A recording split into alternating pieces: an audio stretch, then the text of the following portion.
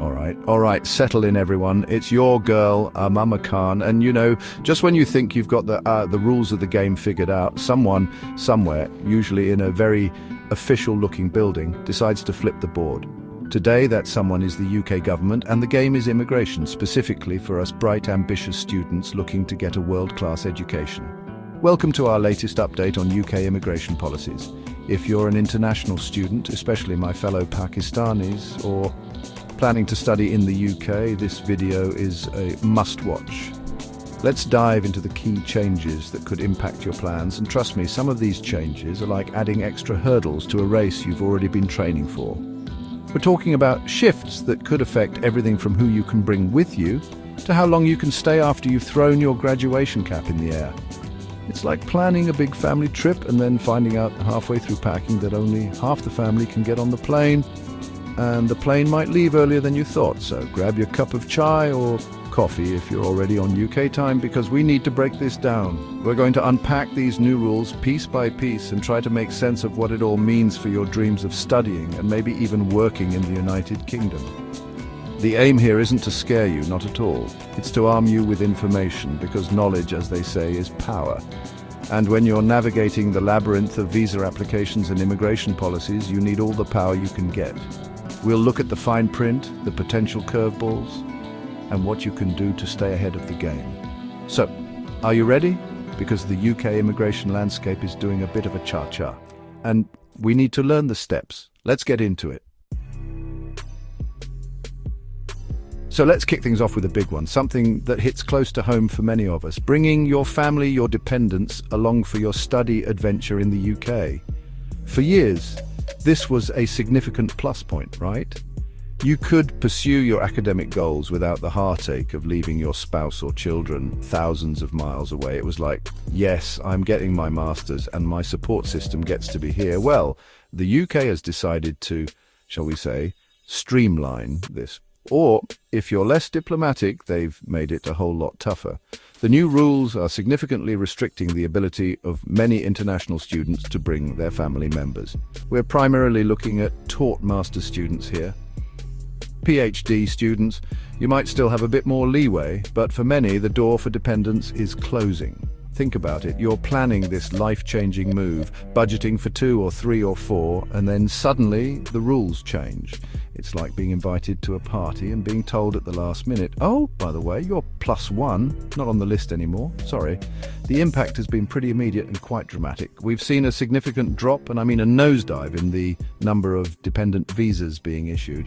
We're talking figures like an 80% reduction in certain categories since the changes were mooted and then implemented. This isn't just a small tweak, it's a fundamental shift in who the UK is welcoming alongside its students. It forces a really tough choice: come alone, or perhaps reconsider your options. For many Pakistani students, family is everything. It's our backbone, our support network. To be told that this integral part of your life might not be able to join you or will face significantly higher hurdles is a huge emotional and practical burden. It changes the entire calculus of studying abroad. It's not just about the academic experience anymore. It's about managing separation, additional financial strains for visits if they're even possible, and the mental toll it takes. The UK might be aiming to reduce net migration numbers with this, but the human cost for aspiring students and their families is undeniable. It's a tough pill to swallow, and one that requires serious thought and planning if the UK is still your top choice. All right, next up on the UK's Let's Keep 'em Guessing tour is the graduate route visa. You know, that golden ticket many students count on, the one that lets you stay in the UK for a couple of years after graduation to find work and gain some experience. It was a major selling point, a chance to apply your hard-earned knowledge in the real world, maybe even pay off some of those student loans. Well, hold on to your mortarboards, because that route might be getting a little shorter, a little more express. There are strong indications and ongoing reviews suggesting a reduction in its duration, especially for certain degrees or from a specific future point, potentially impacting those graduating from mid-2025 onwards. It's like training for a marathon, and then just as you're hitting your stride, they announce the finish line is being moved closer, much closer. The current 2-year post-study work visa, 3 for PhD grads, has been a lifeline. It provides a reasonable window to navigate the job market, attend interviews, and secure a sponsored role if you wish to stay longer. If this window shrinks, say to 6 months or a year, as some reports have speculated, the pressure intensifies dramatically. Imagine graduating, a little bit tired, a little bit broke, and then bam. The clock is ticking, louder and faster than ever, to find a job that sponsors visas, which, let's be honest, isn't always a walk in Hyde Park. It turns the post-graduation period from an opportunity for growth into a high-stakes sprint. For Pakistani students who often invest so much financially and emotionally into UK education, this potential shortening is a serious concern. It impacts the return on investment calculation significantly. Will you have enough time to find a job that justifies the expense and effort? Will employers be as willing to hire international graduates if they know their initial visa is shorter? These are critical questions. It means you'll need to be even more proactive, networking like crazy from day one of your course, and perhaps having a very solid plan B, C, and D. The dream of gaining UK work experience isn't vanishing, but the runway to achieve it might just be getting a serious trim. Okay, so you've decided to brave the dependent visa changes. You're mentally preparing for a potentially shorter graduate route. What's next? Yes, proving you can string a sentence together in English. Now, this isn't entirely new, of course. English language proficiency has always been a cornerstone of UK student visa applications. But like a recipe that keeps getting improved, the UK is tweaking the ingredients, specifically by increasing the required English language proficiency standards. It's like they're saying, you thought your IELTS score was good. Well, let's see you do. This doesn't just affect the primary student applicants, but can also extend to dependents if they are still eligible to come under stricter rules. The bar is being raised. This could mean higher scores needed on tests like IELTS or TOEFL, or perhaps more rigorous scrutiny of your language abilities during the application process. For many Pakistani students, English is a second or third language. And while many are incredibly proficient, meeting these elevated standards can add another layer of stress and expense. More coaching, more test attempts, more anxiety. It's one thing to be able to understand lectures and write essays. It's another to hit an ever-moving target set by immigration authorities. And let's be real, sometimes these tests feel less about practical communication and more about navigating a very specific type of exam. The ripple effect is significant. If you, as a student, just miss the new higher score, your entire plan is on hold. If your dependent, say a spouse, also needs to meet a higher English language threshold, that's another hurdle for the family unit. It begs the question, how high does the bar need to be? Are we testing for academic readiness or something else? While ensuring students can cope academically is vital, these increasingly stringent language requirements can feel like another way to filter applicants, making the dream of UK study just a bit more elusive for some. It means meticulous preparation for these tests is no longer just advisable, it's absolutely critical. Start practicing your "The Rain in Spain Falls Mainly on the Plane" now, folks, and make it sound convincing. So, you've jumped through the hoops, you've got your degree, maybe you even navigated the potentially shorter graduate route and landed a skilled worker visa. You're contributing to the UK economy, paying taxes, building a life. You start thinking about long-term settlement, indefinite leave to remain, ILR. Traditionally, for many routes, this has been a 5-year journey. 5 years of continuous residency and meeting specific criteria, and you could apply for settlement. Well, hold your horses, because the UK might be thinking 5 years? That seems a bit hasty.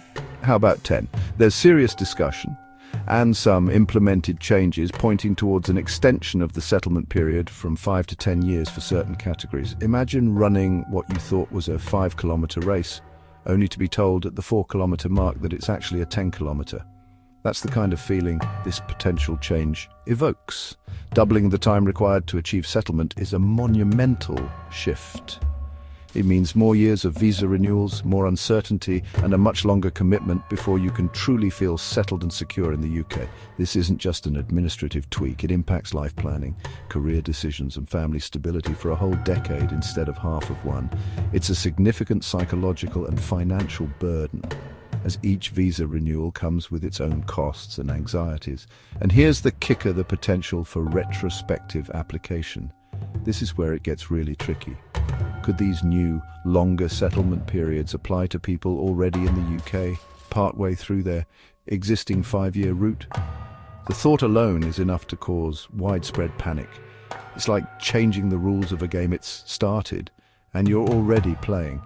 For Pakistani professionals and families who have planned their lives around the 5-year mark, this uncertainty is incredibly unsettling. It makes long-term planning feel like building on shifting sands. The message seems to be, we're happy for you to study here, maybe work for a bit, but settling down, we want you to prove you want it over a much longer haul. Now, it's not just us students who are feeling the heat. The UK government is also turning up the thermostat on the educational institutions themselves. They're rolling out enhanced compliance requirements for universities and colleges that sponsor international students. Think of it as the schools getting a much stricter report card, and the headmaster, the Home Office, is not in a forgiving mood. These institutions now face even more rigorous checks and balances to ensure they are meeting their duties as visa sponsors. This includes things like monitoring student attendance more closely, ensuring students are genuinely studying, and reporting any suspicious activity. It's like your university suddenly having super strict parents who check their homework every night. Why the crackdown? Well, the official line is usually about maintaining the integrity of the immigration system and ensuring that student visas are being used for genuine study. Fair enough, nobody wants the system abused. However, the pressure this puts on institutions is immense. They have to invest more in compliance, more in administrative staff, and be incredibly careful about who they admit and how they monitor them.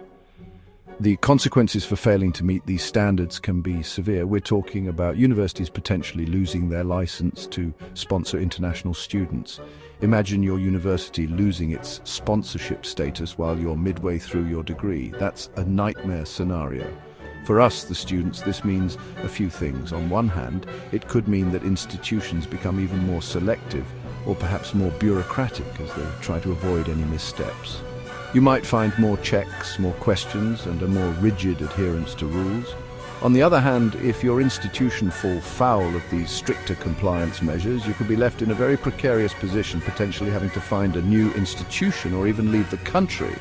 So, while it's aimed at the institutions, the ripple effects can definitely reach the students. It underscores the importance of choosing reputable, well-established institutions that have a strong track record of compliance. Because the last thing you need is for your university's administrative hiccup to derail your entire academic journey. Phew, okay, that was a lot to take in, wasn't it? It feels like the UK's immigration rules are doing more acrobatics than a Cirque du Soleil performer. From who you can bring, to how long you can stay, to how well you need to speak the Queen's English, or should I say, the King's English now, it's clear that the landscape is shifting and shifting pretty dramatically. These changes are significant and could impact your decision to study in the UK. It's not just about getting the acceptance letter anymore, it's about navigating a whole new set of challenges that require careful planning and a very clear understanding of what's what. So, what's the game plan from here? First off, don't panic, but prepare. Make sure to review your eligibility for your visa, and now more than ever for any dependents you hope to bring. Plan meticulously for your post-study options, especially if the graduate route timelines are indeed tightening. And most importantly, stay informed by checking official UK government resources. I know they can be as thrilling as reading a phone book, but they are the source, or consulting with reputable educational advisors. Don't rely on someone said or I heard from a friend's cousin. Get the facts. Knowledge is your best friend in this journey. The UK still offers incredible educational opportunities, and for many Pakistani students, it remains a dream destination. These hurdles are new, yes, but they aren't necessarily insurmountable if you're prepared. If you have any questions or need further assistance, feel free to reach out to us or to trusted advisors. We're all in this together, trying to make our ambitions a reality. Thanks for watching. Stay resilient, do your homework on the rules, not just your coursework, and good luck with your studies. We're rooting for you.